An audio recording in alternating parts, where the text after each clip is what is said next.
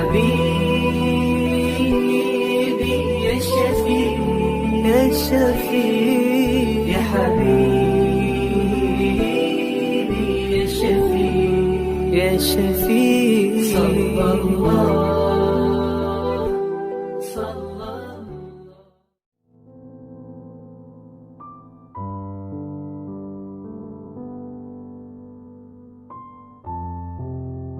Tadi gini Mas, Pi mau pertanyaannya? Kenapa saya diciptakan, mong saya tidak meminta gitu. Dalam seumur hidup Anda pernah meminta ngising nggak Mas?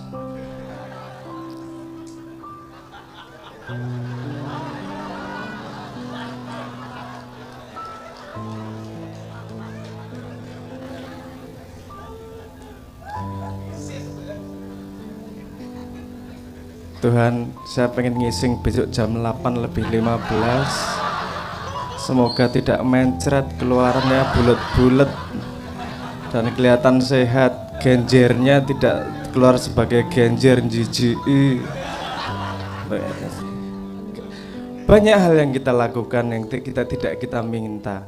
Banyak hal yang kita alami tidak kita minta. Tapi mungkin urusan permintaan itu kan juga harus kita perluas.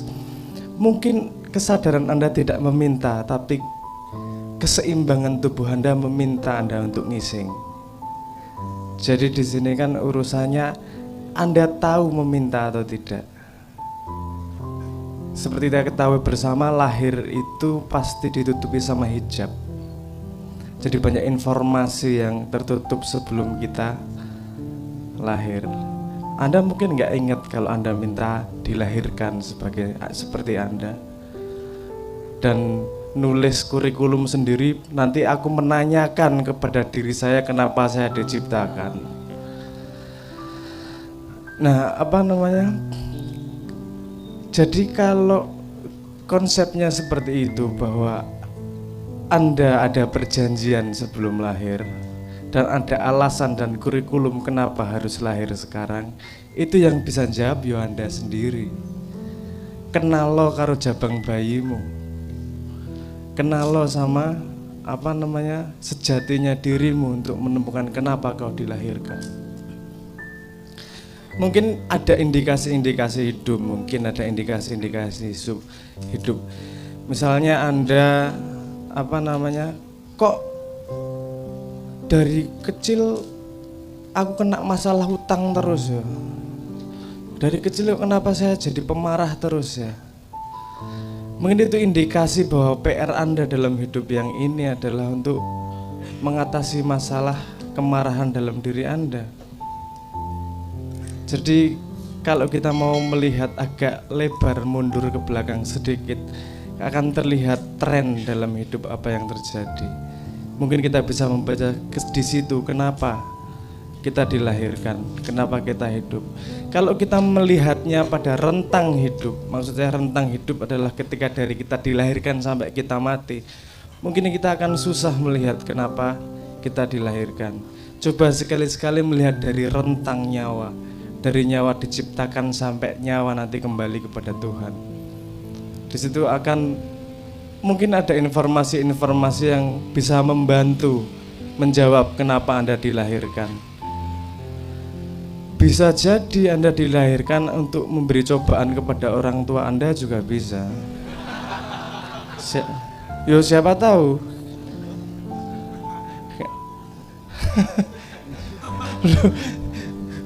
Bukan berarti bahwa itu adalah hal yang buruk. Hal yang buruk sama hal yang baik lagi-lagi dari sudut pandangnya, lagi-lagi dari resolusi kameranya. Saya kemarin sudah ngomong tentang resolusi kebenarannya, konstruksi kebenaran, di mana kebenaran bisa berbentuk bermacam-macam dan bisa blur atau tidak tergantung resolusi Anda melihatnya. Kalau Anda mau melihat pasir dengan ketika Anda baru bisa melihat perbedaan antara kerakal, Anda tidak akan bisa membedakan apa itu pasir. Anda butuh resolusi yang lebih tinggi. Resolusi yang lebih tinggi bagaimana? Dengan mengenali diri Anda sendiri, dan bisa melihat apa yang halus di baliknya ternyata PR Anda dalam hidup Anda. Itu sepertinya jawaban, itu pertanyaan bersama dengan jawaban unik masing-masing yang harus dijawab. Ya, di situ ketika Anda menemukan dirimu, maka di situ Anda menemukan Tuhan. Gak bisa ketika Anda menemukan diri teman Anda menemukan Tuhannya teman Anda nanti. Nah, mungkin jawaban saya yang tidak memuaskan ini adalah bagian dari tugas Anda. Kenapa Anda dilahirkan agar mumat. Matur nuwun. Sebentar Mas Abrang, ini satu lagi sepertinya perlu sampean yang jawab juga. Soal rasio, kayaknya di sebelah sana Mu'tazilah itu. Jadi satu sisi Tuhan mengatakan laisa kamislihi syai'un, ia tidak seperti apa yang digambarkan. Satu sisi ia nurun ala nurin gitu. Dia cahaya di atas cahaya. Sejauh ini apa sih pencapaian manusia soal yang berangkat dari rasio tentang ketuhanan tersebut? Mungkin pertanyaannya seperti itu. Kok diuncal kayak gini soal film loh, yuk menjawab ngene-ngene. Ya oke, apa namanya?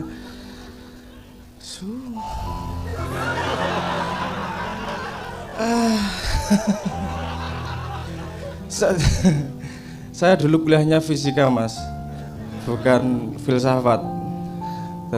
Tapi filsafat itu akarnya fisika ya. Jadi mau tidak mau ya kudu tanggung jawab iki. Oke, apa rasio adalah menurut saya rasio adalah sebuah prosesor. Dia dibutuhkan data untuk memprosesnya. Nah ini data ini kan variabel. Ada data yang bisa dilihat, ada didengar, dan ada yang dipercayai. Dimana kalau iman sama Tuhan iman kepada Tuhan yang disebut ateis dan non ateis dan teis, ini perbedaannya adalah akar komponen yang digunakan pada rasio. Sama-sama memakai rasio benar. Yang satu memakai rasionya gini.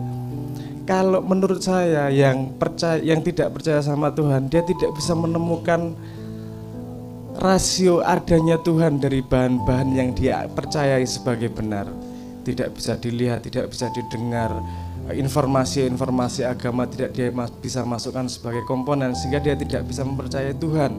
Tapi tetap nomor satu adalah kepercayaan dia terhadap rasionya. Kalau yang percaya pada Tuhan mungkin approach-nya agak lain. Ini saya tidak bisa menemukan tidak bisa menemukan rasio di mana kok Tuhan dibuktikan dengan ini tidak bisa, buktikan ini dengan tidak bisa, buktikan dengan ini tidak bisa. Maka di situ ada jengkal yang namanya iman. Ada dua cara untuk mengkonfirmasi kebenaran. Memastikan bahwa itu benar, dan yang lain memastikan bahwa yang lain itu salah. Jadi tidak ada konklusi lain selain bahwa yang itu benar. Jadi nek Islam ki ana sing kalimate nek ra salah kae la ilaha illallah ya. Tiada Tuhan selain Allah. Jadi ada kalimat tiada Tuhan dulu. Sudah dia pastikan bahwa ini Tuhan bukan, ini Tuhan bukan, ini Tuhan bukan. Ternyata bukan semua. Terus dia ada koneksi-koneksi di situ yang tidak mungkin dijelaskan. Iki nek fisika, aku tak ngomong soal fisika saiki. Bukti Tuhan itu empiris, Mas. Nek aku kudu jelaske dengan eksperimen fisika iki ya. Ya ora apa-apa lah. Modar urusan. gini, apa namanya, kalau di fisika ada yang namanya slit eksperimen. Bayangkan di belakang ada layar. Di sini ada sumber cahaya. Di antara layar dan sumber cahaya ada satu lagi layar yang dibelah, ada lubang di tengahnya. Ketika cahaya dihidupkan, di layar yang belakang gambarnya gimana? Gimana? Terang, gelap gitu ya. Pendar gitu ya. Oke. Sekarang dibuat percobaan lagi. Lubangnya ada dua, double slit eksperimen namanya. Double slit, slitnya ada dua. Slit ya, itu silit. Apa namanya? Lubang, ya memang bentuknya kayak silit sih, tapi slit maksudnya. Jadi ada dua lubang cahaya di situ yang ditembakkan cahayanya. Cret. Di belakangnya gimana gambarnya? Terang, gelap, tapi dua garis gitu. Tidak, yang terjadi tidak seperti itu. Yang terjadi adalah gelap, terang, gelap, terang, gelap, terang, gelap, terang. Ini signifikansinya apa? Kalau yang satu terang dan sampingnya sama-sama gelap, itu sifatnya kan seperti partikel. Koyo pasir, dilempar situ, yang paling tengah terang, yang samping gelap. Kalau yang tiba-tiba garis hitam putih itu tadi, itu sifatnya seperti gelombang. Kalau gelombangnya seperti neng banyu ya loh, ada gelombang, ada dua lubang, nanti saling bertabrakan. Kalau yang saling menguatkan dia jadi terang, yang saling menghancurkan dia jadi gelap. Gelap terang, gelap terang. Ini sama-sama cahaya tapi punya dua sifat. Yang satu sifatnya partikel, yang satu sifatnya gelombang. Terus dibuatlah eksperimen. Ini kalau dia partikel kan ada partikel terkecilnya di cahaya yang disebut sebagai foton namanya. Kemudian dikasih detektor di salah satu slitnya. Aku kok eling silit terus. Salah. Di salah satu slitnya agar dia tahu ini fotonnya lewat kanan atau lewat kiri. Ditembakkan satu demi satu fotonya. Das. Apa yang terjadi?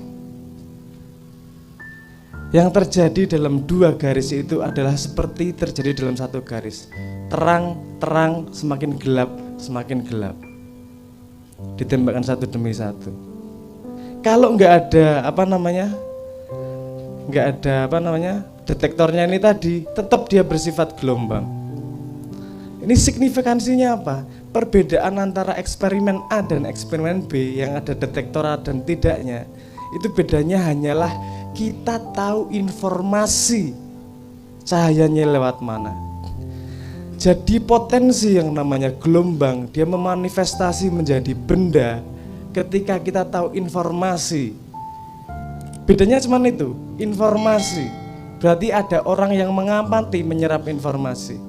Perubahan dari potensi menjadi informasi, benda jadi benda itu perbedaannya hanya ada yang mengawasi, ada kesadaran yang melihat, memproses informasi itu. Gampangnya gitu ya. Terus pertanyaan berikutnya, loh iki jagat raya ono kabeh.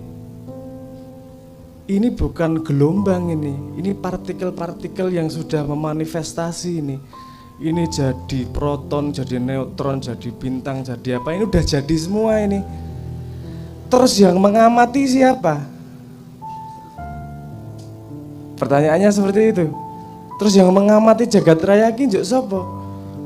Yang membedakan dari potensi menjadi partikel itu tadi adalah ada kesadaran yang mengamati. Terus kesadaran siapa ini yang mengamati?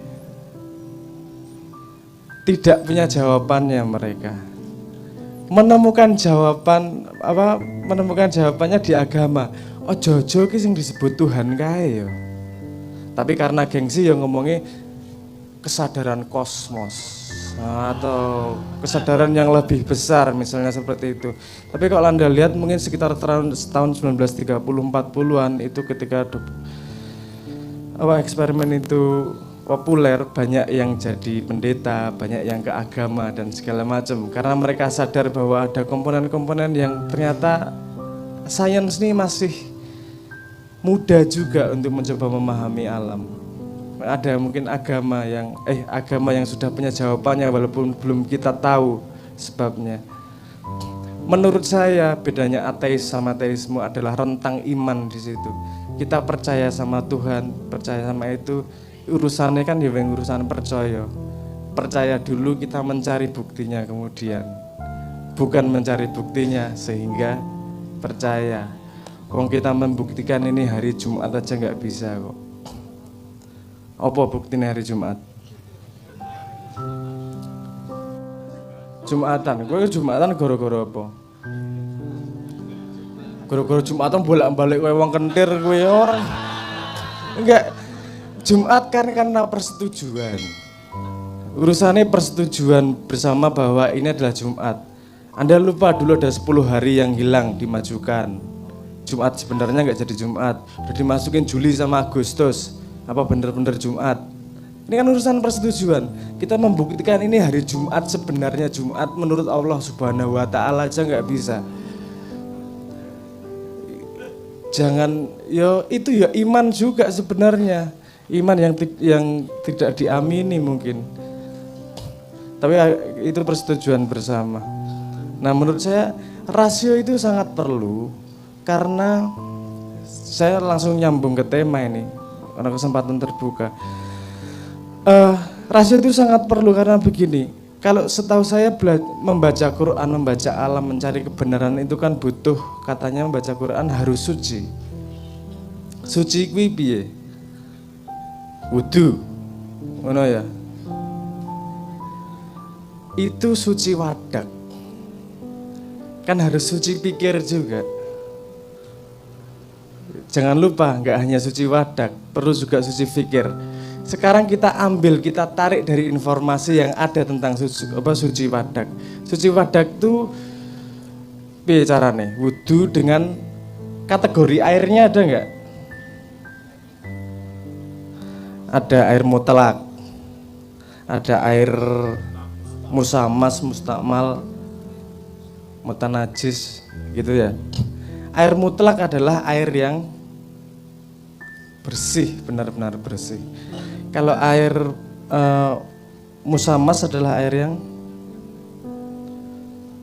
udah kena panas, sudah kena matahari gitu ya. Masih bisa buat wudu. Masih bisa. Oke, kalau air mustakmal,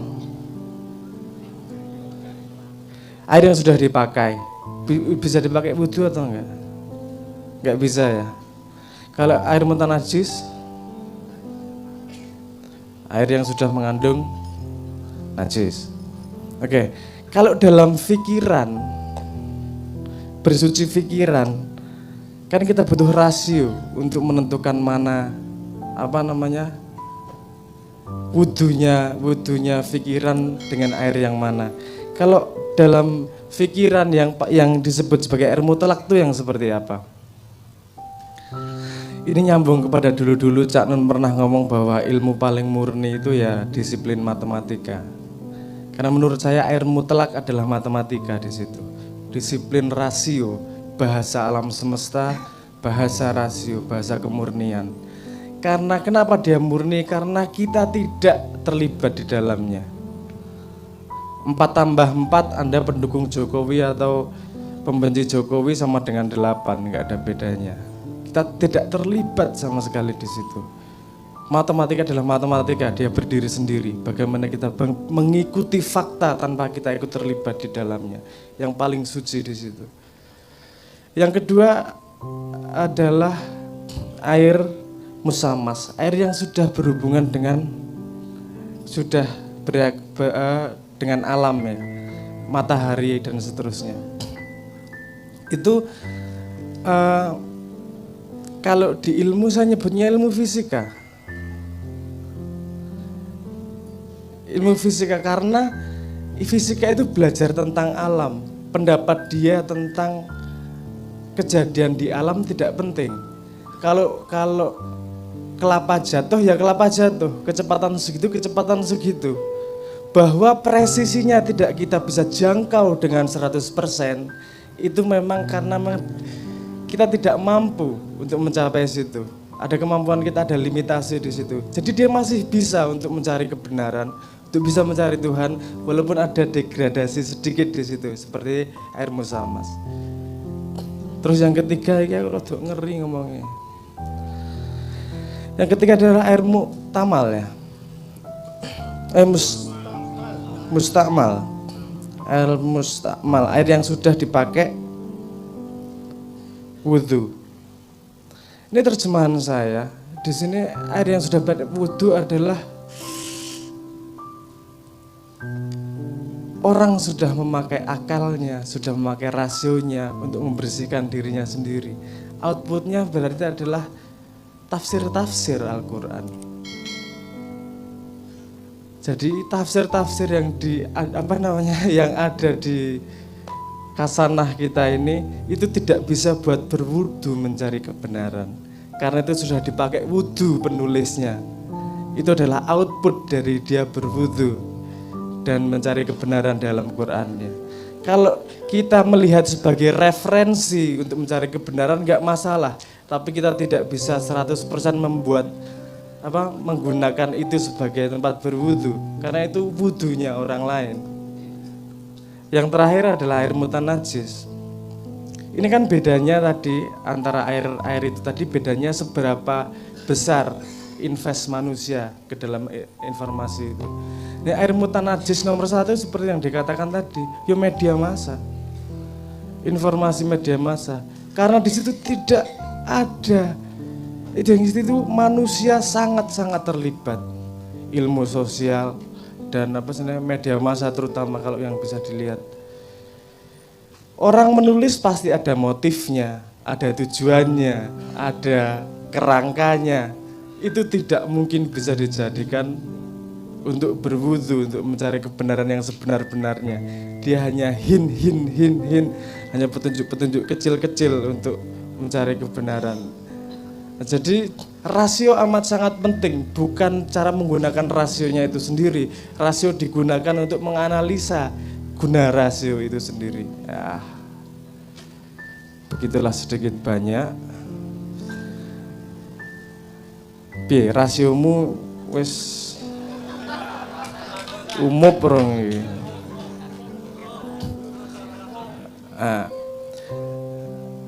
Jadi saya ingin mengatakan bahwa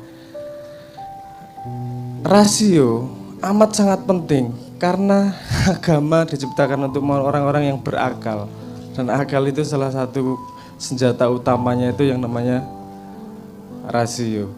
Bahwa kita menuhankan rasio, kita menuhankan siapa, uang, menuhankan apa, itu kita terjebak dalam, kalau kepercayaan yang sudah kita percaya ya kita terjebak dalam la ilaha. Tapi diperlukan itu mungkin dalam perjalanan setiap orang, karena PR orang masing-masing untuk menemukan ilallahnya, asal tidak pernah kita berhenti mencari dalam hidup kita.